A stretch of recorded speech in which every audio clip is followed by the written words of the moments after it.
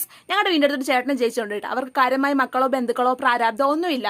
പക്ഷേ ഒരു റേഡിയോ ഉണ്ട്. അതാണ് അവരുടെ മാക്ബുക്കും ഐഫോണും ടിവിയും എല്ലാം. പുള്ളിക്കാരൻ എല്ലാ ദിവസവും ലോട്ടറി എടുക്കും. പണി ചെയ്ത പൈസക്ക് അരിയും മേടിക്കും, ലോട്ടറി എടുക്കും, വീടും നോക്കും ഒക്കെ. അവർ രണ്ടും സിമ്പിളായിട്ട് ഹാപ്പിയായിട്ട് ജീവിക്കുന്നു. പിന്നെ കാണുന്നവരൊക്കെ പറയും പൊട്ടക്കണ്ട തവളയെന്നൊക്കെ പറയും. ഇവൻ നമ്മളും അങ്ങനെയൊക്കെ തന്നെ ജീവിക്കുന്നത്, നിങ്ങളും അങ്ങനെയൊക്കെ തന്നെ ജീവിക്കുന്നത്, സാധാരണക്കാർ.